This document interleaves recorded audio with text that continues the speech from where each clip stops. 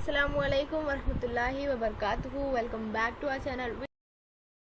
तो चलिए देखते हैं हमारा आज का टॉपिक। आज हम देख रहे हैं आपका टॉपिक खुर्दबीनी हयातियात का तारुफ, इंट्रोडक्शन टू माइक्रोबायोलॉजी। ये इसका पार्ट 2 है। पार्ट 1 हमारे यूट्यूब चैनल पर अवेलेबल है, आप वहाँ से उसे देख सकते हैं। आज हम इसके आगे देखेंगे मशरूबात की पैदावार में, प्रोडक्शन ऑफ बेवरेजेस में खुर्दबीनी जानदार किस तरह से इस्तेमाल किए जाते हैं। तो सबसे पहला है यहाँ पर फल होते हैं, कॉफ़ी के फल। नीचे आप देख सकते हो कॉफ़ी का फल रेड कलर का चेरी जैसा जो नज़र आ रहा है। ये जो कॉफ़ी, हम जो मशरूब पीते हैं ना, कॉफ़ी सबको बहुत पसंद होती है। तो जो कॉफ़ी पी जाती है ये उसका फल है और इसका साइंटिफिक नेम क्या है, कैफिया अरेबिका। इसमें इससे जो है तैयार की जाती है कॉफ़ी।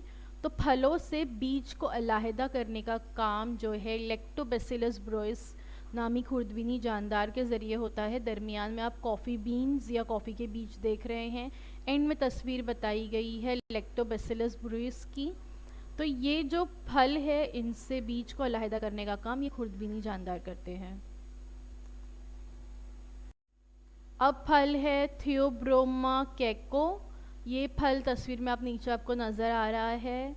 ये फल जो है ये है कोको, इससे तैयार किया जाता है, कोकोआ जिसको कहते हैं, जिससे चॉकलेट्स बनाई जाती है। कोकोआ पाउडर बनता है और फिर उससे मुख्तलिफ़ किस्म की चॉकलेट्स जो आप लोग खाते हैं। तो एक्चुअल में देखा जाए तो ये चॉकलेट का फ्रूट है, आप देख सकते हो। तो इससे भी फलों से बीज को अलहदा करने का काम, इसके बीज जो अंदर नज़र आ रहे हैं उससे जो है चॉकलेट तैयार की जाती है। तो ये फलों से बीज को अलहदा करने का काम जो है कौन करते हैं, खुर्दबीनी जानदार करते हैं। कैंडेडा, हैंसिनेला, पीचिया, सेक्रोमाइसिस, ये तमाम जो है खुर्दबीनी जानदार हैं और ये फलों से बीज को अलहदा करने का काम करते हैं। और फिर इस बीजों से कोकोआ पाउडर बनाया जाता है जिससे चॉकलेट्स बनाए जाते हैं। वैसे ही अंगूर से जब वाइन तैयार की जाती है और सेब से जब साइडर, एक तरह की ये भी मशरूब है जो सेब से तैयार किया जाता है। एपिफिस जिसे आप लोग पीते हैं, है ना, वो सेब से ही तैयार किया जाता है। तो ये जब मशरूबात तैयार किए जाते हैं तो इसमें अंगूर के रस की तख़मीर की जाती है और तख़मीर करने के अमल में नीचे दिया हुआ जो खुर्दबीनी जानदार है वो इस्तेमाल होता है। सेक्रोमाइसिस सेरेविसी नामी जानदार का इसमें इस्तेमाल होता है और इस तरह अंगूर से वाइन तैयार की जाती है। या हम ये कह सकते हैं अंगूर को सड़ा कर वाइन तैयार की जाती है। बिल्कुल वैसे ही एप्पल या सेब से साइडर तैयार किया जाता है। बिल्कुल इसी खुर्दबीनी जानदार का वहाँ इस्तेमाल होता है। देखिए यहाँ पे बताया गया है ये लैक्टिक एसिड का इस्तेमाल, एस्परगिलिस का इस्तेमाल करके सोया सॉस होता है। लैक्टोबैसिलस नामी खुर्दबीनी जानदार का इस्तेमाल करके चीज़ और योगर्ट तैयार किया जाता है। सेक्रोमाइसिस अभी हमने देखे, सेरेविसिस का इस्तेमाल करके बियर, वाइन, ब्रेक्स वगैरह तैयार किए जाते हैं। तो इस तरह मुख्तलिफ़ खुर्दबीनी जानदारों का इस्तेमाल करके मुख्तलिफ़ अशिया तैयार की जाती है। अब हम देखते हैं माइक्रोबायल एंजाइम्स के बारे में, यानी खुर्दबीनी हयाती खामरों के बारे में। कीमियाई सनत में आजकल कीमियाई अमल अंगेज़ की बजाय खुर्दबीनी जानदार से हासिल किए गए खामरे इस्तेमाल किए जाते हैं। यानी केमिकल इंडस्ट्रीज़ में पहले मुख्तलिफ़ केमिकल रिएक्शंस के नतीजे में चीज़ें तैयार की जाती थी, लेकिन आजकल उसकी बजाय एंजाइम्स यानी खुर्दबीनी जानदार इस्तेमाल किए जाते हैं। दर्जे हरारत, पीएच और दबाव की सतह कम होने के बावजूद ये खामरे जो है फ़ाल रहते हैं। यानी एक प्रॉपर टेम्परेचर होना या एक पीएच या दबाव की सतह जो है कम भी हो गई तो भी ये खामरे जो होते हैं, माइक्रोबायल एंजाइम्स जो होते हैं, ये एक्टिव रहते हैं। इसलिए तवानाई की बचत होती है और ताक़ुल रोकने वाले महंगे आलात की ज़रूरत नहीं होती। यानी यहाँ पर एक तो तवानाई बच रही है, केमिकल रिएक्शंस करवाने में बहुत ज़्यादा जो है तवानाई की ज़रूरत होती, और फिर उसके बाद उसको रोकने के लिए, ताक़ुल को रोकने के लिए महंगे आलात की भी ज़रूरत जो है नहीं होती। खामरे मखसूस अमल ही अंजाम देते हैं, गैर ज़रूरी हासिलात जो है इसमें नहीं बनते और तखलीस का खर्च भी कम होता है। यानी यहाँ पर दूसरे केमिकल रिएक्शंस नहीं होंगे। जैसे केमिकल रिएक्शंस में होता है ना कि एक चेन ऑफ रिएक्शंस भी होते हैं, एक रिएक्शन हम कोई चीज़ हासिल करने चाहते हैं, उसके साथ दूसरी गैर ज़रूरी चीज़ें भी जो है केमिकल रिएक्शंस के नतीजे में बनती हैं और वो भी हासिल होती हैं। तो ये नहीं होता यहाँ पर। खामरे मखसूस अमल ही अंजाम देते हैं, गैर ज़रूरी हासिलात नहीं बनते हैं और तखलीस का खर्च भी जो है कम होता है। खुर्दबीनी हयाती खामरात के तामुलात में बेमुशर्रफ अशिया का इखराज और उनका तजज़िया जैसे अमल नहीं होते और खामरों को दोबारा इस्तेमाल भी कर सकते हैं, इसलिए इन खामरों को माहौल दोस्त खामरे भी कहते हैं। और ये एंजाइम्स जो है कौन कौन से हैं यहाँ पे बताया गया है। देखिए इसके टाइप्स यहाँ पे बताए गए हैं। ऑक्सीडोरेट कैटेसिस और ट्रांसफेरेसिस, हाइड्रोलिसिस, लाइसिस, आइसोमेरेसिस, लेगेसिस, ये तमाम खुर्दबीनी हयाती खामरों की मुख्तलिफ मिसालें हैं। तस्वीर में आप इनके अलग अलग नाम देख सकते हैं। ये खुर्दबीनी हयाती खामरों की अलग अलग एग्जाम्पल्स यहाँ पे एंजाइम्स की बताई गई हैं। अब हमारे घरों में जो डिटर्जेंट या मुसफ़्फ़ा जिसे कहते हैं वो इस्तेमाल होता है, तो इसमें भी खामरे शामिल करने से कम तपिश पर भी मैल निकाला जाता है। ठीक है, enzymes used in detergent industry, और एक एग्जांपल यहाँ पे दी गई है बायो एंजाइम पावर नाम का। यहाँ पर एक प्रोडक्ट आप देख सकते हो। तो इसमें क्या इस्तेमाल किए जाते हैं, एंजाइम्स या खामरे इस्तेमाल किए जाते हैं। और ये कम टेम्परेचर पर भी, यानी अगर मोस्टली कहा जाता है कि ठंडे पानी से अगर आप कपड़े धोएंगे तो आपके कपड़े साफ नहीं निकलते, तो यहाँ पर जो है क्या होता है, कम टेम्परेचर भी आपके कपड़े जो है साफ़ निकल जाते हैं जब आपके डिटर्जेंट में ये खामरे मिलाए जाते हैं। मकई के निशास्ता स्टार्च पर बैसिलस और स्ट्रेप्टोमाइसिस के ज़रिए हासिल शुदा खामरे के तामुल से ग्लूकोज फ्रुक्टोज सिरप जो है तैयार किए जाते हैं। तो ये स्टार्च इंडस्ट्रीज़ में होता है। वहाँ पर मकई का जो निशास्ता होता है, यानी जो उसका स्टार्च होता है, तस्वीर में आप देख सकते हो, मकई हो सकता है या गेहूँ या वीट भी हो सकता है, उस पर बैसिलस और स्ट्रेप्टोमाइसिस नामी खामरे जो है शामिल करके उसकी मदद से ग्लूकोज हासिल किया जाता है और ग्लूकोज के सिरप या मुख्तलिफ़ चीज़ें जो उससे बनाई जाती हैं वो हासिल की जाती हैं और फ्रुक्टोज के सिरप भी तैयार होते हैं। तो यहाँ पर भी खामरों का इस्तेमाल होता है। इसके अलावा चीज़ बनाने में नबातात का अर्क निकालना, कपड़े की सनत, चमड़े की सनत, कागज़ की सनत, इस तरह की बहुत सारी सनतें हैं जिसमें खुर्दबीनी हयाती खामरों का इस्तेमाल होता है। यूजेस ऑफ एंजाइम्स आप देख सकते हो, cheese, bread, alcohol, washing powder, chocolates, dairy milk for example जो है इसमें, या बेबी फूड, ये सारी चीज़ों की तैयारी में खुर्दबीनी हयाती खामरे इस्तेमाल किए जाते हैं।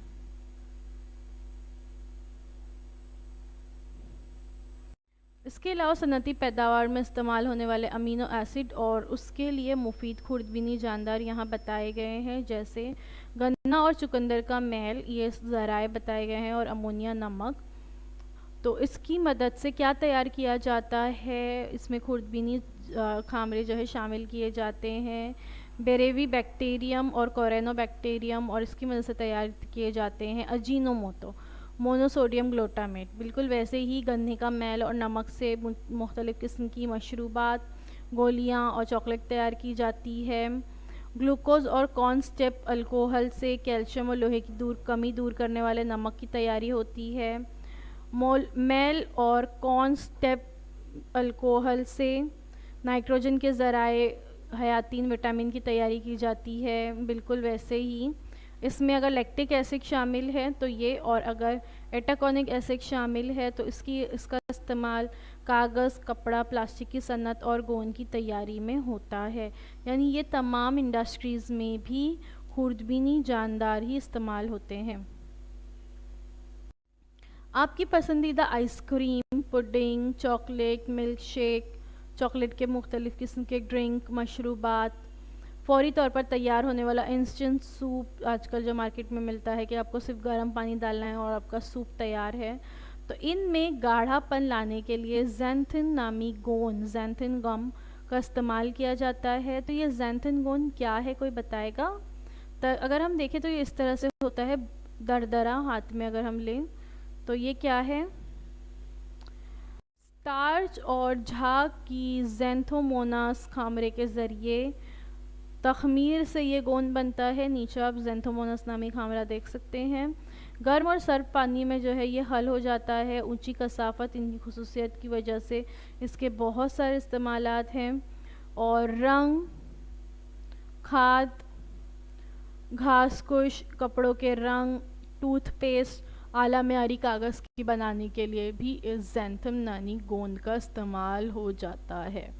ठीक है, तो आइसक्रीम्स में, मशरूबात में और एज अ बाइंडर ये काम करता है और ब्रेड्स वगैरह की तैयारी में इसका इस्तेमाल होता है। खुर्दबीनी हयाती अमल से हासिल होने वाली अशिया और उनके अफ़ाल। खुर्दबीनी हयाती अमल से हासिल होने वाली अशिया क्या है? Citric acid, malic acid, lactic acid. और इसके अफ़ाल क्या है? तेज़ाबियत पैदा करना। बिल्कुल वैसे ही ग्लूटामिक एसिड, लाइसिन और ट्रिप्टोफेन इसके अफ़ाल हैं प्रोटीन की बंदिश करना। नाइसिन्स और नाटामाइसिन्स इसका फ़ेल है खुर्दबीनी जानदारों पर काबू पाना। Ascorbic acid vitamin C, B2, B12 और इसका काम है ज़िद तकसीद और हयातीन की तैयारी। बेटा कैरोटीन, लाइकोपिन, ज़ैंथीन और ल्यूटिन्स का इस्तेमाल है ग़िज़ाई रंग में। पॉलीसेक्राइड्स और का है एमल्सिफायर में, यानी महलूल को गाढ़ा बनाने वाली शय में। वेनिलीन, एथाइल ब्यूट्रेट, फलों का जायका, पेपरमिंट का जायका, मुख्तलिफ फूलों और फलों की खुशबू, इसका इस्तेमाल होता है एसेंस बनाने में। ग़िज़ाई खुशबूदार महलूल होता है ये। उमूमन मीठा जब बनाया जाता है तो उसमें एसेंस शामिल ही किए जाते हैं। इसके अलावा ज़ाइलोटोल, एस्पर्टिम, मसनूई मिठास, हरारत जो है इससे कम होती है और ज़ियाबतीस के मरीज़ों के लिए जो है इससे फ़ायदा होता है। तो ये खुर्दबीनी अमल से हासिल होने वाली अशिया हैं और उनके कुछ अफ़ाल यहाँ बताए गए हैं। अब देखते हैं ज़िद्द हयातिया या एंटीबायोटिक्स किसे कहते हैं। आप सबको पता होगा जब हम बीमार पड़ते हैं तो पहले डॉक्टर हमें सादी दवाएं देते हैं और जब हम उससे ठीक नहीं होते तो डॉक्टर आपसे कहते हैं कि अब आपके लिए एंटीबायोटिक स्टार्ट करनी पड़ेगी। तो एंटीबायोटिक क्या है? ये दरअसल जो है एक तरह की दवाएं होती हैं जिनकी तैयारी में खुर्दबीनी जानदारों का इस्तेमाल होता है। इनका इस्तेमाल करते वक्त क्या एहतियात बरतनी ज़रूरी है? एंटीबायोटिक्स के बारे में हम पिछली जमात में भी पढ़ चुके हैं कि ज़रूरत से ज़्यादा अगर एंटीबायोटिक्स खाई जाए तो इंसान बीमार पड़ सकता है।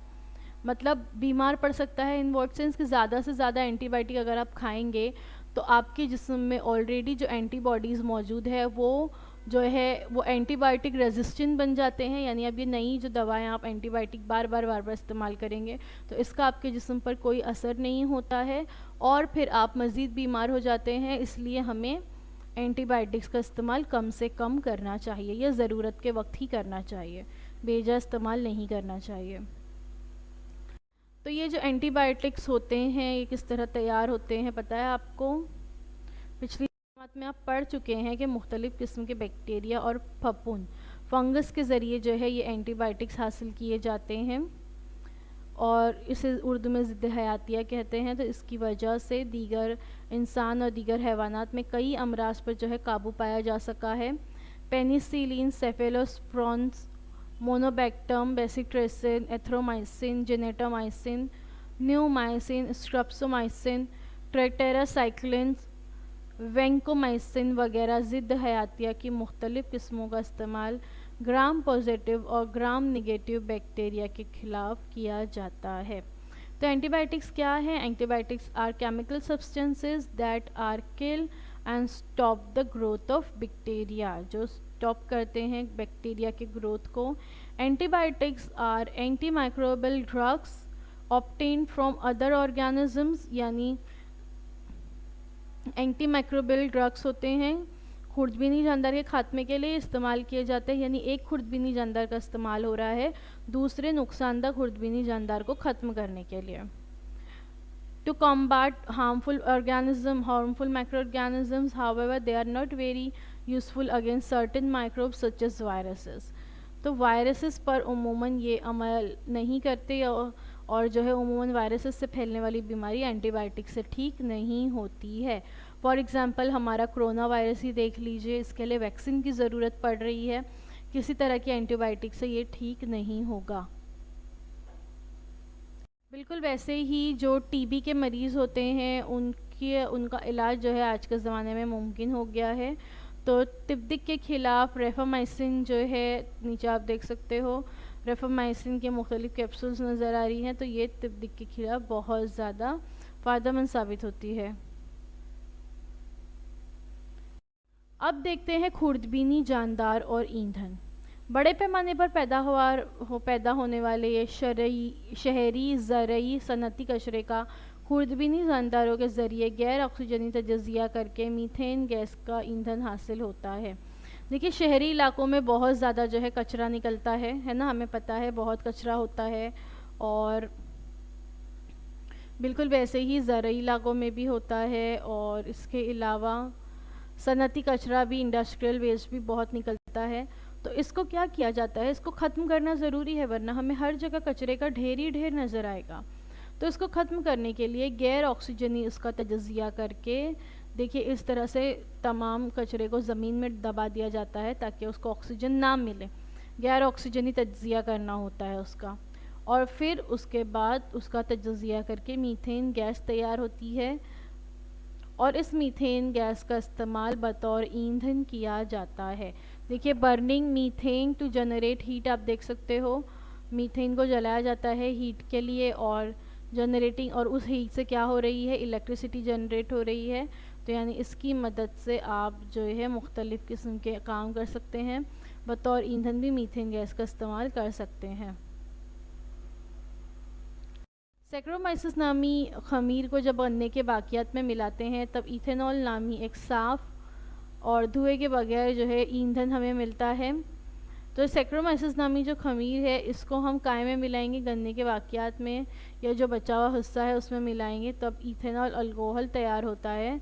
और जो ये इथेनॉल अल्कोहल है या इथेनॉल है, ये आजकल हर पेट्रोल में मिलाया जाता है। गवर्नमेंट ने कंपलसरी कर दिया है कि आपका पेट्रोल अगर इतने फ़ीसद है 90%, तो 10% उसमें एथेनॉल मौजूद होना ही ज़रूरी है, क्योंकि एथेनॉल जो है वो धुएं के बगैर जलता है और इसीलिए इसे बायोफ्यूल कहते हैं, और ये माहौल को कम आलूदा करता है। हाइड्रोजन गैस को मुस्तकबिल का ईंधन माना जाता है। पानी का हयाती ज़ियाई तहलील यानी बायो फोटोलिसिस ऑफ वाटर में जरासीम ज़ियाई तहलील यानी फ़ोटो रिडक्शन करते हैं और हाइड्रोजन गैस खारिज करते हैं। तो इस अमल के दौरान जो हाइड्रोजन गैस इस्तेमाल हो रही है उसका इस्तेमाल जो है बतौर ईंधन किया जा सकता है। देखिए तस्वीर में आप देख सकते हो हाइड्रोजन टैंक है जिसमें पानी मौजूद है, और फिर इसका तजज़िया होगा और फिर उसके बाद बैटरी से जो है उसको पावर मिलेगा और आपकी गाड़ी चलने लगेगी। ईंधन की तरह मुख्तलिफ सनती कीमियाई मादे माइक्रोबियल तामुल के ज़रिए बनाए जाते हैं। फॉर एग्ज़ाम्पल कीमियाई सनत में खाम माल के तौर पर मुख्तलिफ फ़ायदेमंद अल्कोहल, एसीटोन, कार्बनी तेज़ाब, चर्बी के अज्जा, पॉलीस्क्राइड्स, प्लास्टिक और ग़िज़ाई अशिया की पैदावार और खाम माल के तौर पर जो है ये बहुत ज़्यादा मुफीद है। ये तमाम चीज़ें वहीं पैदा होती है और इसलिए ये बहुत मुफीद है वहाँ के लोगों के लिए, और बाहर से आने वाले लोग भी इसको बतौर खाम माल लेके जा सकते हैं।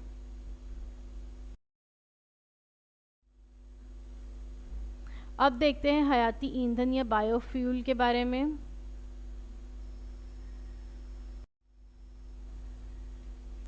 हयाती ईंधन या बायोफ्यूल क्या है? नए ज़माने की तवानाई के ज़राए में हयाती ईंधन जो है बहुत अहम ज़रिया है, क्योंकि हमें पता है ईंधन के जो दीगर ज़राए हैं जो हम आज इस्तेमाल कर रहे हैं जैसे पेट्रोल, कोयला, डीज़ल वगैरह, ये तमाम एक ना एक दिन ख़त्म हो जाएंगे, लेकिन बायोफ्यूल जो है हमेशा ज़िंदा रहेगा।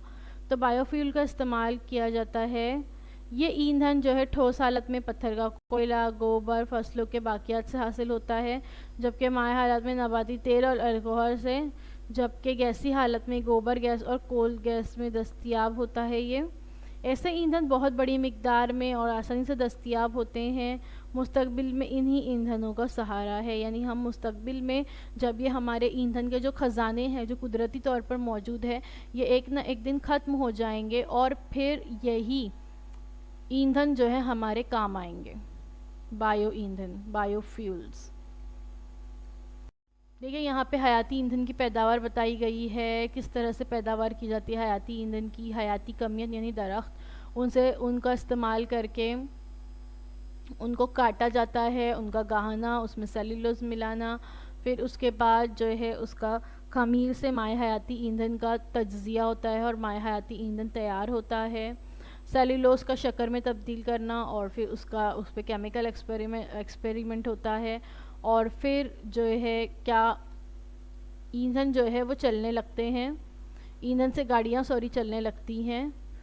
तो इस तरह से हयाती ईंधन की पैदावार की जाती है। खुर्दबीनी जानदार के ज़रिए आलूदगी पर काबू, माइक्रोबायल पोल्यूशन कंट्रोल। तो हम ये जानते हैं कि आलूदगी जो है आज के ज़माने में सबसे बड़ा मसला बन चुका है। हम अपने अतराफ़ में domestic waste, agricultural waste, industrial waste देखते हैं और ये एक बहुत बड़ा मसला उभर कर सामने आ रहा है कि जैसे जैसे आबादी बढ़ रही है वैसे वैसे आलूदगी का मसला भी बढ़ता जा रहा है। खुर्दबीनी जानदार के ज़रिए आलूदगी पर काबू, माइक्रोबायल पोल्यूशन कंट्रोल। आबादी के बढ़ने के साथ साथ ही कचरा, गंदा पानी, मुख्तलिफ आलूदगियों की मिकदार में भी बढ़ती जा रही है। इसके साथ साथ फैलने वाली बीमारियां और इससे माहौल की बर्बादी एक बैनुल-अक़वामी मसला बन चुका है। खुसूसन आबादी के ज़्यादा गुंजानपन से भारत जैसे मुल्क के शहरों में मसाइल जो है बहुत ज़्यादा बढ़ गए हैं। इन मसलों को बरवक्त और मुनासिब तरीके से अगर हल नहीं किया गया तो तमाम जानदारों की अगली नस्ल के लिए ज़िंदगी बहुत ज़्यादा दुश्वार हो जाएगी। तो आइए अब हम देखेंगे कि खुर्दबीनी जानदारों के माहौली किरदार के बारे में मुताला जो है हम इस सबक में हासिल करेंगे। इस बात से तो आप बहुत अच्छी तरीके से वाकिफ़ हैं कि बायोगैस प्लांट कंपोस्ट खाद बनने के ज़रिए ठोस कचरे की नक्कासी के लिए खुर्दबीनी जानदारों की मदद ली जाती है। ये हमको पता है कि बायोगैस प्लांट्स जो होते हैं या कंपोस्ट खाद जब बनाई जाती है तो इस तरह का जो घरों से निकलने वाला जो ठोस कचरा है, जो ग्रीन लेकिन होता है, गीला कचरा जो होता है, सब्ज़ी तरकारियों की डंठल वगैरह ऐसे तमाम चीज़ें जो होती हैं उसकी नक्कासी के लिए खुर्दबीनी जानदारों की मदद ली जाती है। उनकी मदद से जो है ये डिग्रेड होते हैं और ज़मीन में मिल जाते हैं और इस तरह से बायोगैस और कंपोस्ट खाद हासिल होती है। लेकिन जहाँ पर कई टन कचरा रोज़ाना जमा होता हो तो वहाँ इस कचरे की मुनासिब निकासी किस तरह से की जाती होगी। जैसे हमारा मुंबई जो है शहर है, ये बहुत गुंजान आबादी वाला शहर है और यहाँ पर इंडस्ट्रीज़ बहुत ज़्यादा हैं, आबादियाँ बहुत ज़्यादा बढ़ गई हैं, तो इस तरह से कई टन कचरा जो है रोज़ जमा होता है। तो यहाँ पर ऐसे बड़े बड़े शहरों में कचरे की मुनासिब निकासी का इंतज़ाम करना बहुत मुश्किल हो जाता है। तो ज़मीन को भरने की जगह या लैंड फिलिंग, शहरों में जमा होने वाला तहलील शुदा कचरा इस तरीके में इस्तेमाल होता है। शहरी आबादी से काफ़ी दूर खुली जगह पर गड्ढे करके उसमें प्लास्टिक के इस तरह से अस्तर लगाए जाते हैं जो यहाँ पर आपको नज़र आ रहे हैं, ताकि कचरे के गंदे या जहरीले मायात जज्ब होकर उससे वहाँ की मिट्टी आलूदा ना हो। ठीक है, मतलब मज़ीद नीचे की मिट्टी जो है आलूदा नहीं होनी चाहिए। तो इस तरह से एक गड्ढा खोदा जाता है, उसमें नीचे इस तरह जैसे आप तस्वीर में देख रहे हो प्लास्टिक के बड़े बड़े अस्तर लगाए जाते हैं और फिर उस पर कचरा लाकर जो है वहाँ भरा जाता है। इसको क्या कहते हैं? लैंड फिलिंग कहते हैं। दबा हुआ कचरा, कंप्रेस वेस्ट तैयार शुदा गढ़ों में डाला जाता है। अच्छा देखिए, ये कचरा जो है यहाँ पर दबा हुआ कचरा लिखा हुआ है। आप लोग अक्सर देखते होंगे कि आपके घर के बाहर जब कचरे की गाड़ी आती है तो वो गाड़ी में कचरा भरने के साथ साथ ऊपर से एक मशीन जैसी लगी होती है जो बार बार कचरे को दबा रही होती है। तो ये कचरे को इस तरह से दबाया जाता है ताकि इस तरह जब उसे लैंड फिलिंग के लिए इस्तेमाल किया जाए तो उसमें आसानी हो। तो कंप्रेस वेस्ट जो है इन तैयारशुदा गड्ढों में डाला जाता है। इस पर मिट्टी, लकड़ी का भूसा, हरा कचरा यानी आधी सड़ी हुई घास वगैरह खुसूसी हयाती केमिकल की तह में जो है इसको डालते हैं। कुछ जगहों पर बायो रिएक्टर्स में लाए जाते हैं जिसकी वजह से ये अमल तेज़ी से होता है। कचरा और मिट्टी या तह बनाने के लिए इस्तेमाल होने वाले खुसूसी मादे यहाँ के खुर्दबीनी जानदार इन कचरों को तहलील करते हैं। गड्ढे जो है पूरी तरह भरने के बाद मिट्टी का ऊपर से लेप लगाया जाता है और इसको बंद किया जाता है, यानी एक ऊपर से मिट्टी का गिलाफ तस्वीर में आप देख सकते हो वो डालकर इसको बंद करते हैं। चंद हफ्तों बाद इस जगह बहुत आला दर्जे की खाद तैयार हो जाती है। खाद बनाने के लिए खाली की गई ज़मीन को फिर से इस्तेमाल करते हैं। तो यहाँ पर आप देख सकते हो कि नीचे बताया गया है कि ये एक ज़मीन भरने की जदीद जगह या लाइन फिलिंग है ये, और आबी सतह की देखरेख के लिए नीचे कुआं आप देख सकते हो। और वो जो आलूदा माए हैं उसका ज़ख़ीरा नीचे किया जाता है, उसको पाइप के ज़रिए बाहर निकाला जाता है और ये आलूदा मायात पर बाद में अमल किया जाता है। कचरा वहाँ अंदर भरा जाता है, ऊपर से मिट्टी का गिलाफ लगाया जाता है और फिर यहाँ पर मीथेन गैस तैयार होती है। उसको दीगर कामों के लिए इस्तेमाल किया जाता है, बतौर ईंधन उसका इस्तेमाल होता है और जो नीचे बाकी बच जाता है वो अच्छे आला दर्जे की खाद तैयार होती है। देखिए ये लैंडफिल साइट आप देख सकते हो, contents decaying organic waste from farms, kitchen, gardens, restaurants, markets। नीचे लाइनर लगाया जाता है, ब्लू कलर में आप लाइनर देख रहे हैं, उसके अंदर ये सारी चीज़ें डाली जाती हैं। इस अमल के दौरान कार्बन डाइऑक्साइड और मीथेन ये दोनों गैस तैयार होती है और इनका इस्तेमाल बतौर ईंधन किया जाता है। अब उसके बाद देखते हैं गंदे पानी का इंतज़ाम या सेवेज मैनेजमेंट।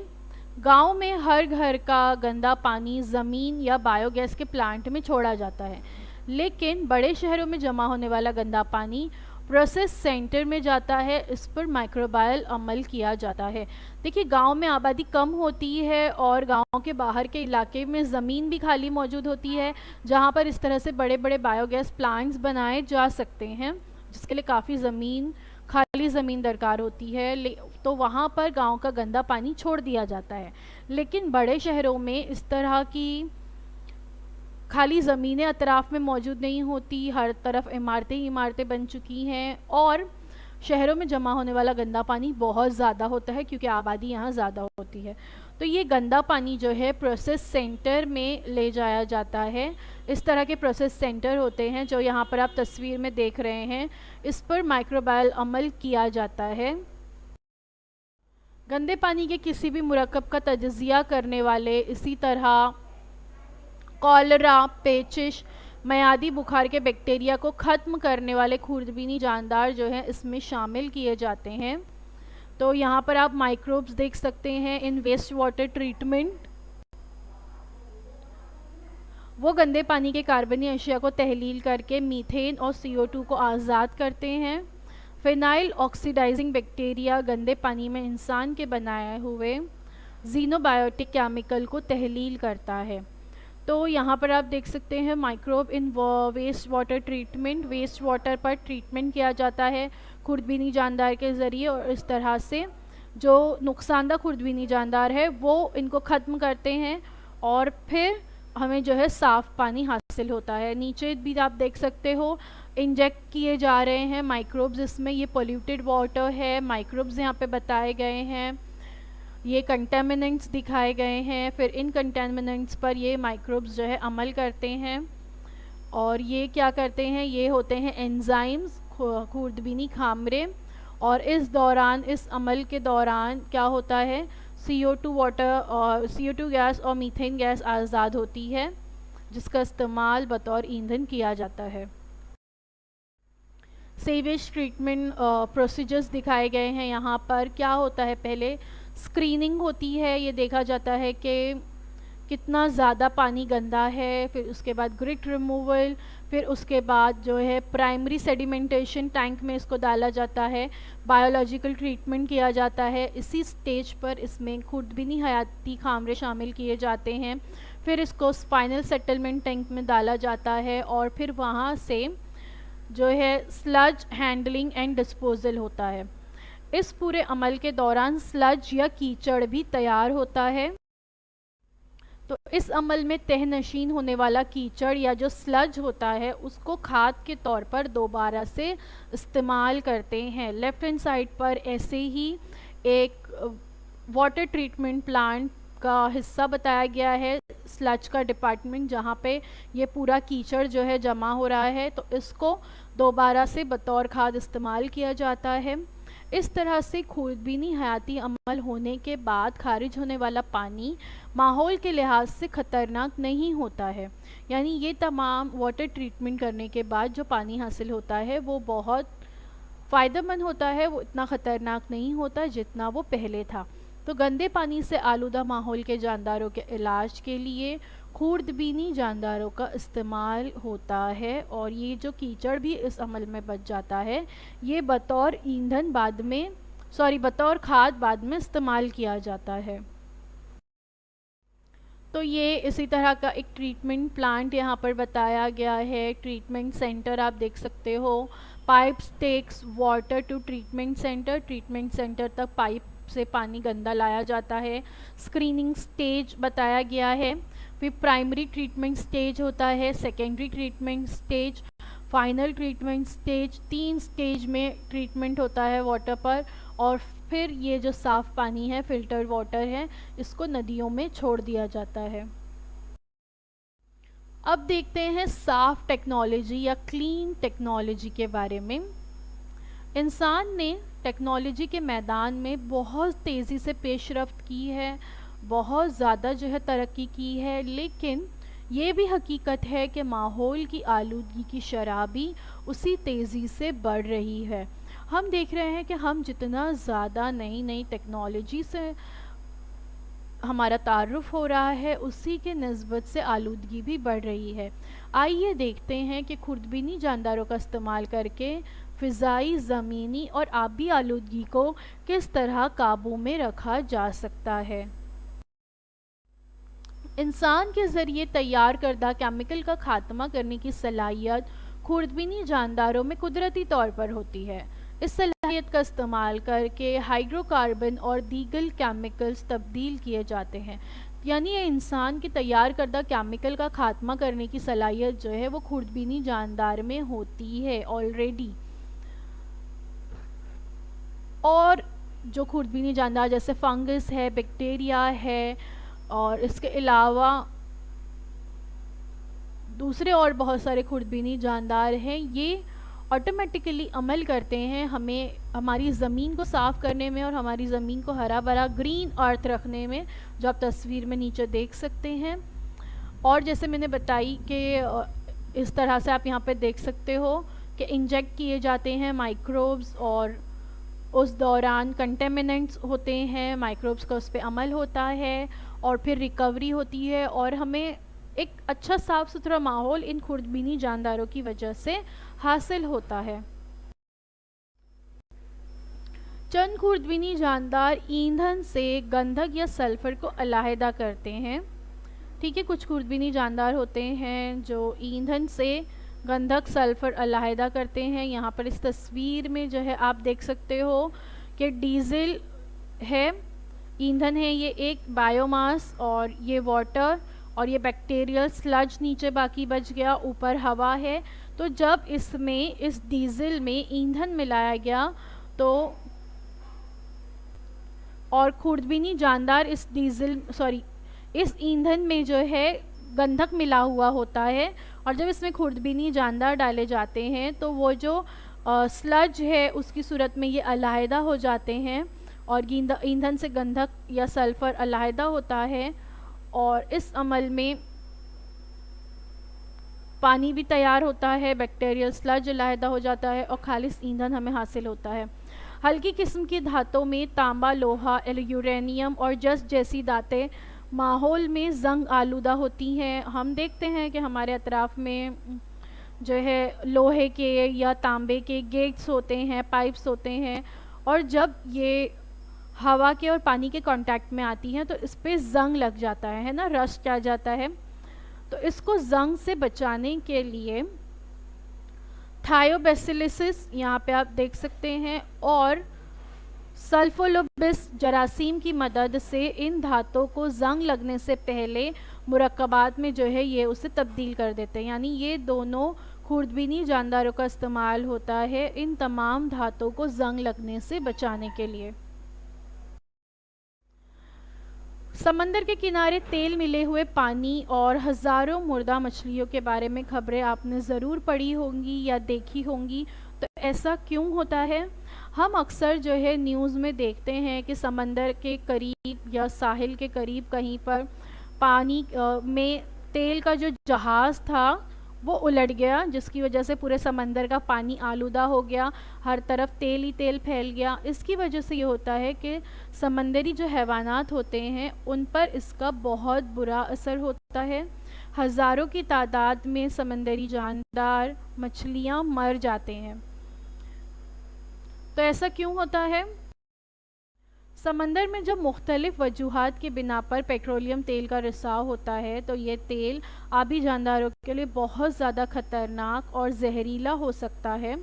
पानी पर तैरने वाले तेल की तह को तकनीकी तरीके से दूर करना आसान नहीं है, लेकिन एल्केनीवोरिकस, बैरकोमेनेसिस और सेडोमोनास बैक्टीरिया में, नीचे आप ये दोनों बैक्टीरिया देख सकते हैं, उनकी तस्वीरें बताई गई हैं, इनमें दीगर केमिकल को ख़त्म करने की सलाहियत मौजूद होती है, जिसकी वजह से ये तेल की तह को ख़त्म करने के लिए इन बैक्टीरिया के ग्रोह का इस्तेमाल किया जाता है।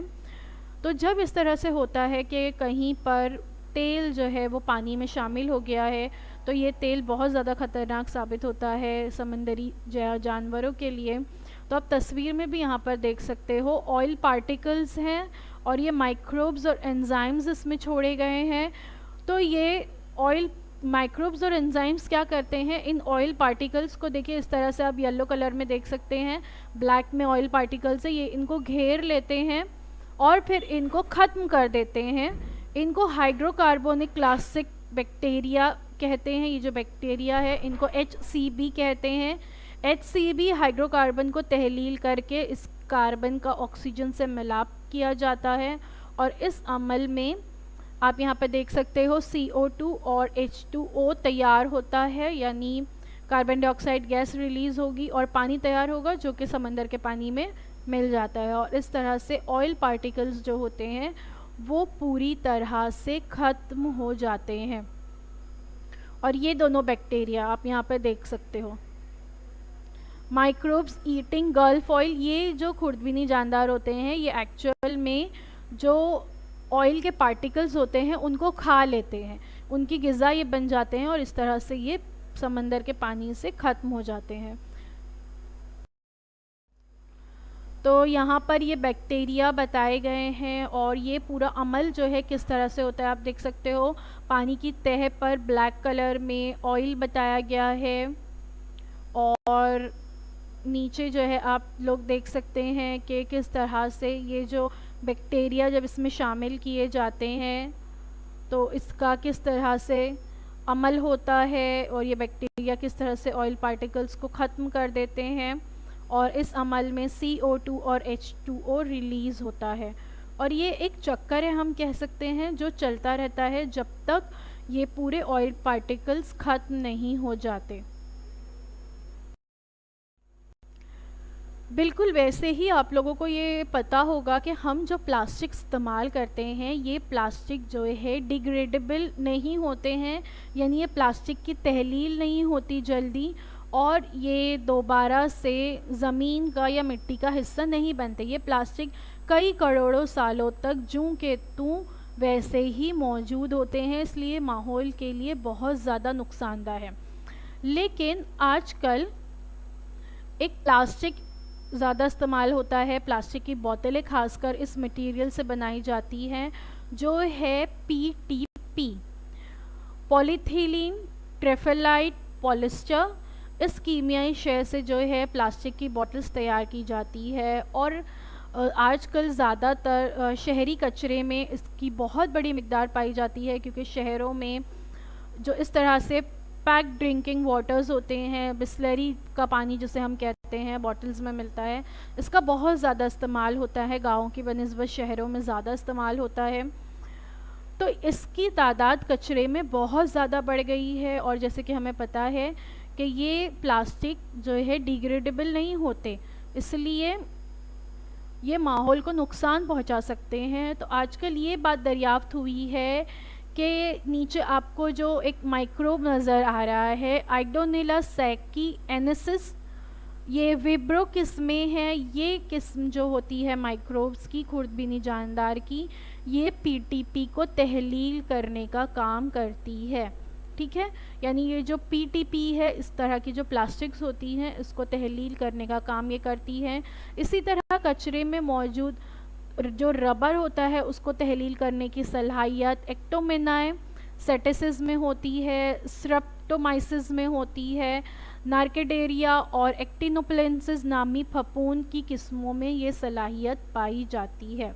तो आजकल क्या होता है, इस तरह से आपने अक्सर देखे होंगे कि या तो प्लास्टिक की बोतलें जमा करके इनका दोबारा इस्तेमाल किया जाता है, इन्हें पिघलाकर दोबारा प्लास्टिक की नई अशिया तैयार की जाती है जिसे रिसाइकलिंग कहते हैं, या तो इसमें इसका इस्तेमाल होता है या फिर इस तरह से इन खुर्दबीनी जानदारों का इस्तेमाल करके इन्हें तहलील किया जाता है।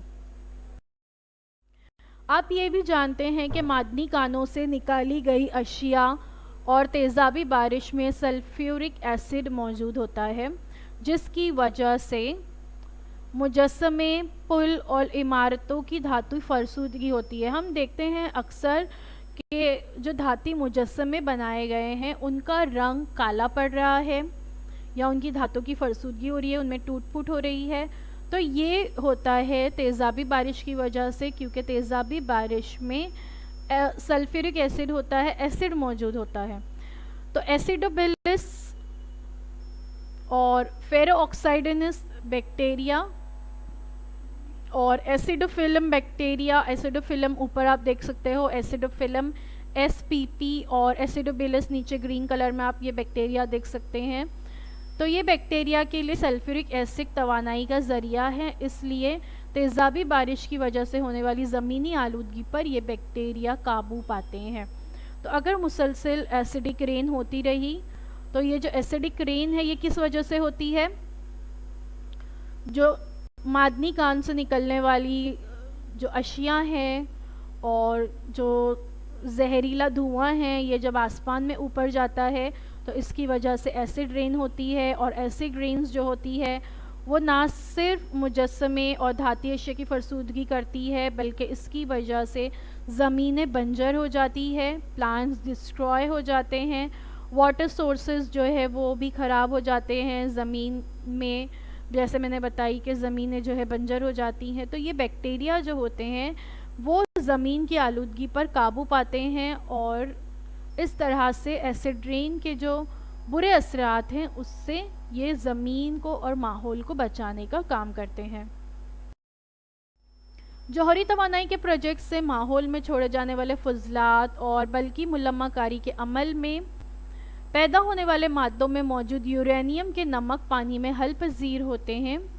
जियोबैक्टर नामी बैक्टीरिया इन यूरेनियम के नमक को गैर हल पजीर नमकियात की शक्ल में तब्दील करके ज़मीन में मौजूद पानी के ज़ख़ीरों में मिलने से रोकता है। तो ये जो यूरेनियम तैयार होता है, ये यूरेनियम नमक पानी में हल पजीर होता है और अगर ये पानी में हल हो जाएगा तो ये हमारे लिए नुकसानदा हो सकता है। तो ये जो जियोबैक्टर नामी बैक्टीरिया है जो आपको तस्वीर में नज़र आ रहे हैं, ये इसको पानी में हल होने से रोकते हैं। तो यहाँ पर भी जो जौहरी तवानाई के प्रोजेक्ट्स होते हैं इनसे। अब देखते हैं खुर्दबीनी जानदार और ज़राअत। ज़राअत हम देख सकते हैं कि बहुत अहम फ़ेल है, हमें जो है मुख्तलिफ़ चीज़ों में, फसलों में, हर चीज़ जो है हमें अनाज, फल, सब्ज़ी, तरकारियाँ ज़राअत से ही हासिल होती हैं। तो इनमें खुर्दबीनी जानदार किस तरह से फ़ायदेमंद साबित होते हैं। खुर्दबीनी जानदारों के टीके माइक्रोबायल इनोक्यूलेंट्स, खमीर के अमल से कुछ खुर्दबीनी जानदारों के टीके बनाए जाते हैं। तो हम अक्सर ये सुनते हैं ना कि जो है इंजेक्शंस दिए गए हैं, प्लांट्स को इंजेक्शंस दिए गए या फ्रूट्स को इंजेक्शंस दिए जाते हैं। तो बीजों को बोने से पहले इन पे तुगजियाती टीकों की फुहार की जाती है। ये जो हम कहते हैं ना इंजेक्शंस, ये वही हैं। जबकि कई टीके जो है नबातात में डाले जाते हैं।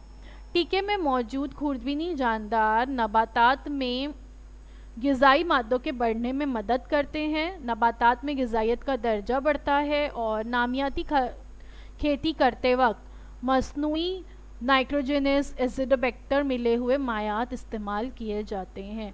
तो ये जो आप यहाँ पर एक देख सकते हैं तस्वीर में बताया गया है, ये माइक्रोबायल इनोक्यूलेंट्स हैं, यानी खुर्दबीनी जानदारों के टीके हैं। और इस तरह से इन्हें मिलाया जाता है, दरख्तों में मिलाया जाता है ताकि बेहतर फसल हासिल हो सके और जो फसल हासिल हो वो ग़िज़ाइयत से भरपूर हो और इन्हें कीड़े मकोड़ों से इनकी हिफाजत हो। इसके अलावा बीजों पर भी तुगजियाती टीकों की फुहार की जाती है। कीमियाई खादों की वजह से होने वाले ज़मीनी आलूदगी को इस चीज़ से रोका जाता है। ज़राअत के पेशे में कीमियाई हशरात कुछ दवा और जरासीम कुछ दवाओं में फ्लोरसेटामाइड जैसे कीमियाई मादे मिट्टी में शामिल हो जाते हैं। वो दीगर नबातात और जानवरों के लिए ख़तरनाक होते हैं। इंसान में जल्दी अमराज के बाज़ बनते हैं। मिट्टी में मौजूद इस किस्म के हशरात कुछ दवाओं को खुर्दबीनी जानदारों की मदद से ख़त्म किया जा सकता है।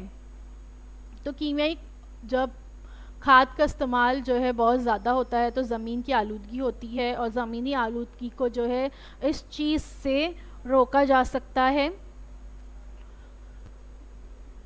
तो ये जो खुर्दबीनी जानदार होते हैं तो ये इस मिट्टी में मौजूद इस किस्म की हशरात कुछ दवाओं को ख़त्म करने में मदद करते हैं ताकि इसकी वजह से दीगर जल्दी अमराज से बचा जा सके। अब देखते हैं बायो इंसेक्टिसाइड्स यानी हयाती जरासीम कुछ दवाओं के बारे में। बैक्टीरिया और फफूंद से हासिल होने वाले और फसलों के कीड़े मकोड़े बीमारियों के जरासीम का खात्मा करने वाले मायात बैक्टीरिया से हासिल होने वाले टॉक्सिन्स हयाती टेक्नोलॉजी की मदद से बराह रास्त नबातात में दाखिल की जाती हैं।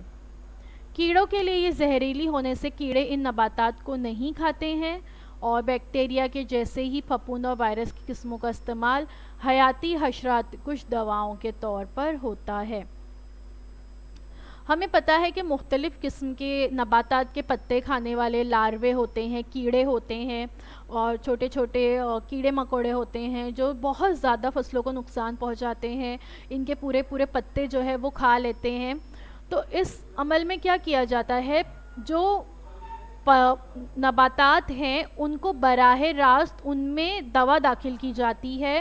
Crop is infected by these kind of bio insecticides और ये बायो इंसेक्टिसाइड्स जो हैं उन फसलों में शामिल हो जाते हैं और जब कीड़े मकोड़े जो हैं इन्हें खाते हैं तो ये कीड़ों के लिए जहर का काम करते हैं और फिर कीड़े उन्हें खाकर मर जाते हैं। तो फफूंद पर अमल होने से मिलने वाली ज़ीली पैदावार स्नैपनोसेड हयाती हशरात कुछ है, यानी ये बायो इंसेक्टिसाइड्स के तौर पर काम करती है। एक बात हमेशा जहन में रखिए कि कचरा भरने के लिए फ़िलहाल इस्तेमाल होने वाली हयाती तनाज़ुल पज़ीर यानी बायोडिग्रेडेबल प्लास्टिक पॉलीलैक्टिक एसिड होती है। ज़रूरत के वक्त ही जो है हमें ऐसी अशिया का इस्तेमाल करना चाहिए और हमें अपने माहौल को इससे तहफ़्फ़ुज़ की ज़िम्मेदारी हम पर है। अगर हम ज़रूरत से ज़्यादा, जैसे मैंने बताई कि प्लास्टिक जो है वो अज़ खुद तनज़्ज़ुल पज़ीर नहीं होती है, प्लास्टिक बायोडिग्रेडेबल नहीं होती है, वो लाखों करोड़ों सालों तक वैसे ही जो है हमारे माहौल का हिस्सा बनी हुई रहती है और इस तरह से माहौल को आलूदा करती है। तो ये डिग्रेडेबल कब होती है, जब इसमें मखसूस किस्म के खुर्दबीनी खामरे शामिल किए जाएंगे, माइक्रोब्स शामिल किए जाएंगे उसी वक्त। तो हमारा ये फ़र्ज़ बनता है कि हम ऐसी चीज़ों का इस्तेमाल कम से कम करें जिसकी वजह से हमारे माहौल को नुकसान हो रहा है। आज के लिए बस इतना ही। Thank you so much for watching. उम्मीद है आपको जो कुछ बताया गया आपको अच्छी तरह से समझ में आया होगा।